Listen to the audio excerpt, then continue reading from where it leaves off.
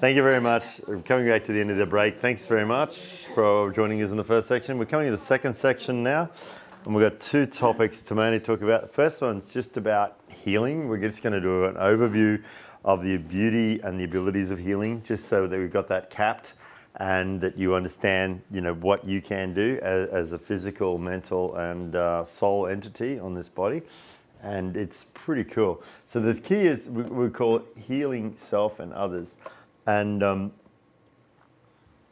just get that. I might just drag that over there as well. So as you understand, the old way of saying that was to lay on hands. So your hands are actually phenomenal instruments for healing, as it were.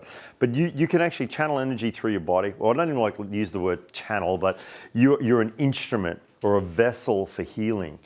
And just to think of the word healing, the word is very, very powerful, or you're directing energy, as it were. Now, the energy could go in a series of colours. I mean, obviously, this is just a romantic depiction here, with the rainbow sort of colours. But usually, generally, blues are really nice. Greens, heart greens, that bluish green spectrum is really good. But no need to get into the other colours until you really know what you're doing, okay? So unless you're actually a professional holistic healer or something, then you know what you're doing. But violets, okay, and purples, they're good. They're high energy colours. They work with the upper chakras, these ones here.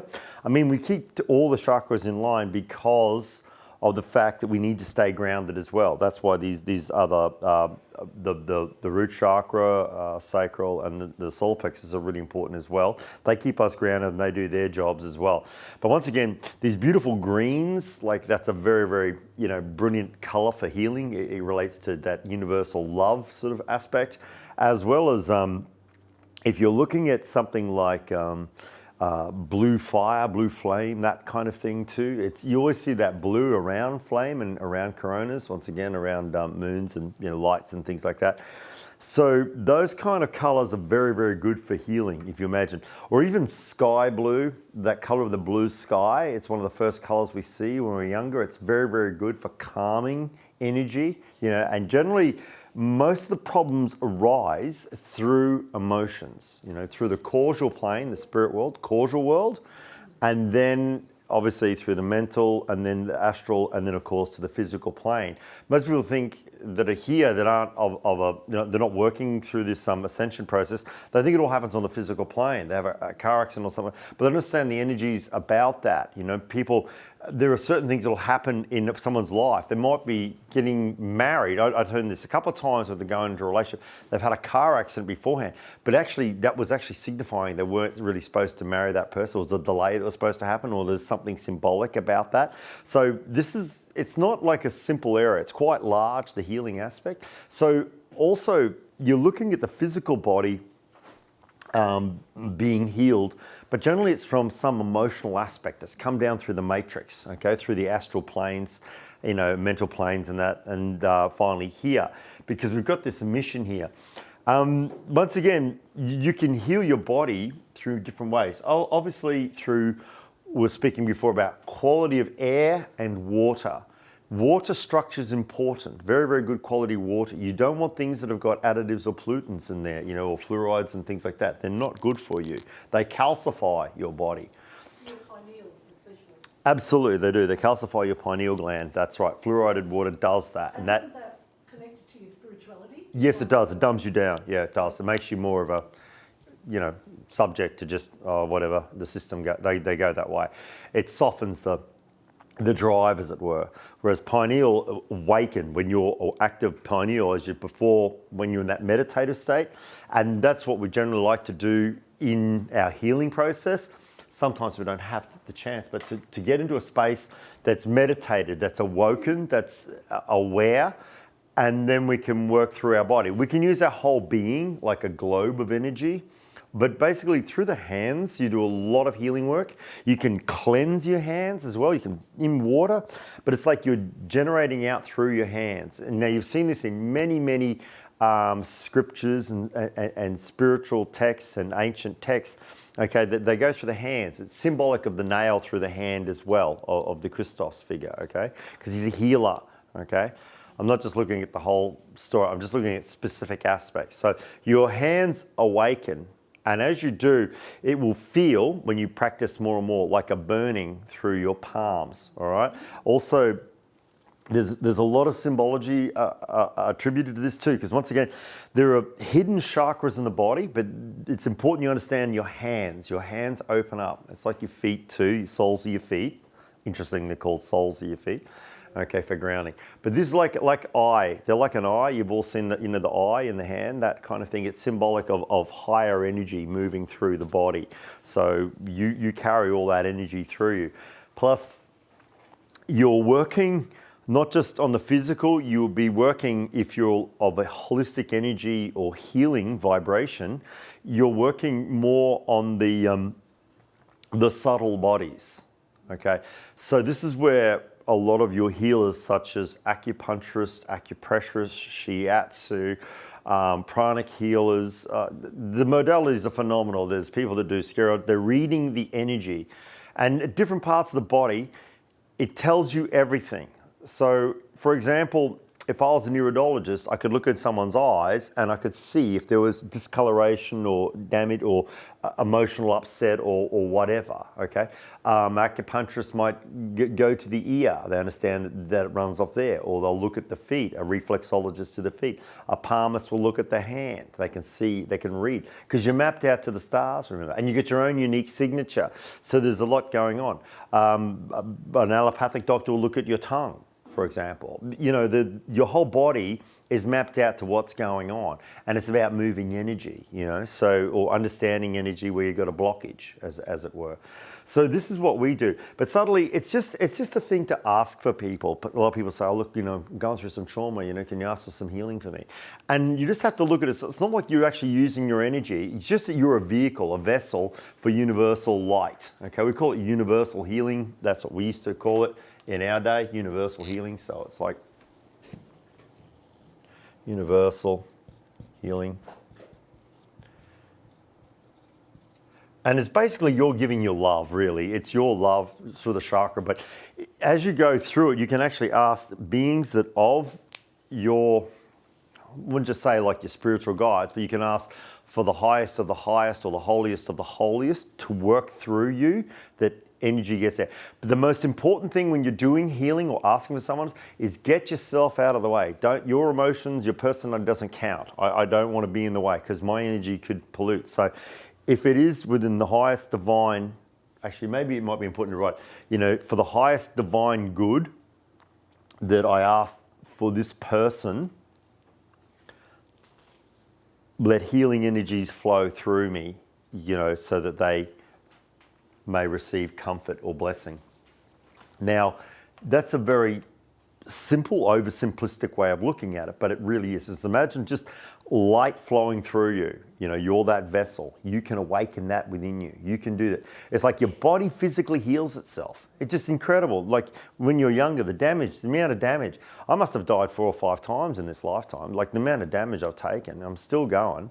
And it's not an egotistic thing to say that. It's just the regenerative energy. A very fast healing bones and fingernails. You've probably seen the talons on me. They grow so fast, I've got to keep clipping them back, So because you've got fast growth or fast regeneration, as it were. Like certain plants regenerate really fast. You can cut them back and then boom, they're back out there. So the same as yourself as well. You might have fast regenerative abilities, and that's where your food or your supplements or your vitamins are important to understand that. So as you prepare your instrument, you have an effect on others around you, as it were.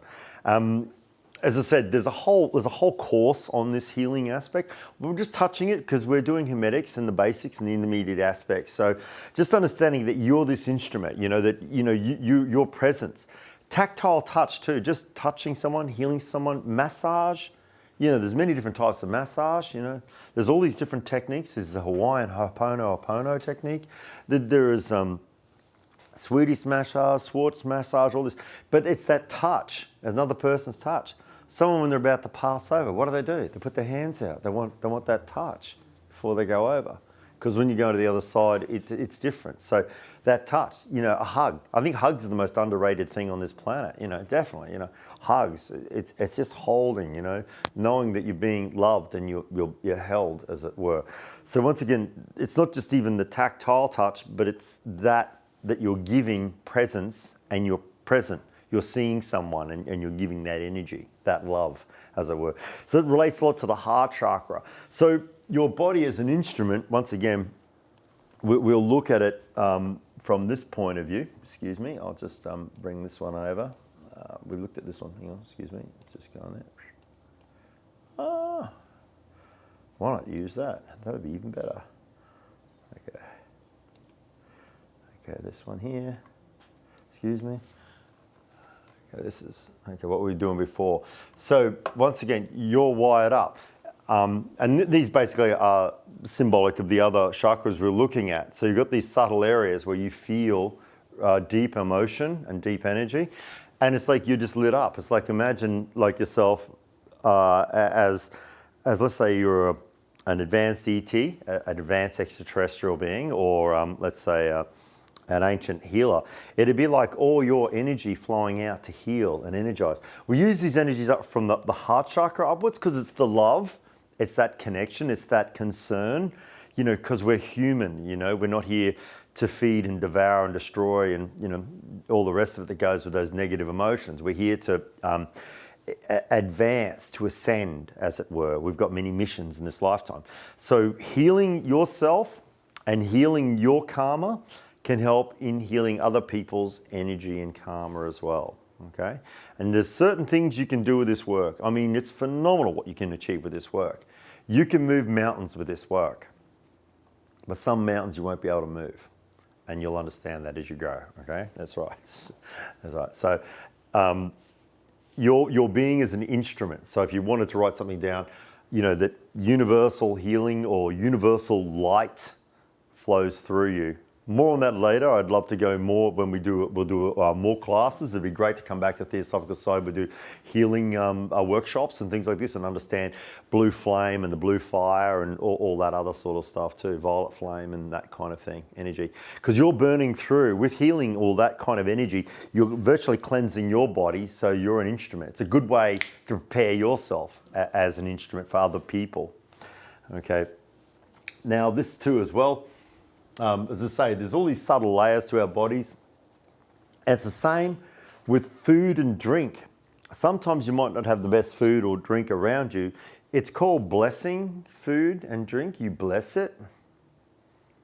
So you would say something similar, if you want to write this down, words or energy or commandery effect. It's like a grace or you pray over your food, and it'd be something like, it'd be a thank you to the life force of this food, to any animal or vegetable or mineral that it's given its life force for my benefit, as it were. And as, I absorb your energy, I respect and appreciate your life, as it were. Or words to that effect. So once again, that's why you understand why food is prepared with, good cheer. It's like a ritual, a festivity, a feast. It's a ceremony. It's with love. That food, just great food, rather than, pardon? Fast food. Yeah, exactly. A lot of that's not good. Yeah, and the environment and. Yeah, the whole energy around that is not good. Plus the additives and things, they're not good for you. Certain additives, those foods, fructose corn syrup, MSG, all those, they're not good. The glutens, it's like glue. It makes you expand a lot faster than you need to, So fast, clean, lean burning foods are good. And once again, that blessing of food and drink, the water.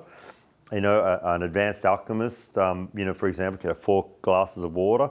If I put each of the elements through my body into those, they'll all taste different. That's how you want to get to it, so you can energize it that way. So literally, you you do yourself the greatest good by healing, and you do others. And this can be to your plants and to your animals. And it's about that love, from the heart shark, the heart chakra. Wow, it's great, we're in this life. It's like, wow, I really want to do, what can I do for you? How can I help? Because it's that servience, or that, serving to humanity as well, human, but also to animals, because animals have a phenomenal consciousness. They're incredibly connected to us. Animals know us better. I mean, I've seen video footage of dogs or cats or birds going ballistic in the house when their owners coming home. They do all these sorts of activities because they're tuned in. They don't have the they don't have the issues of, oh, geez, I've got a bill to pay. They haven't got that kind of issue. They just.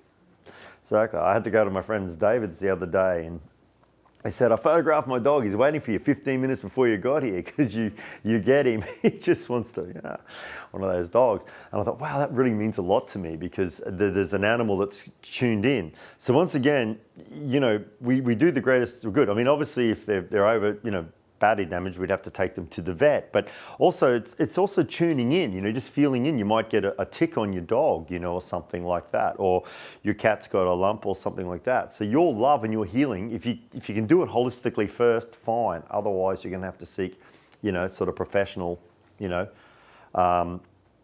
medical advice of some kind. So the same thing with blessing food and drink is almost the same thing as like when you're advancing energy out or projecting energy out, your love, to other living beings. All right, covering that very much so. Oh my goodness. Okay, I'll just...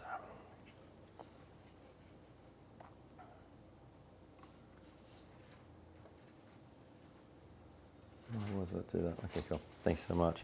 All right, so yeah, write that down. So say grace is like a blessing or a prayer or just that absolute joy. This food is so good. It's so nutritious. You can feel it. It feels good for you. It's not just some junk. It's the rubbish. It's trashy food.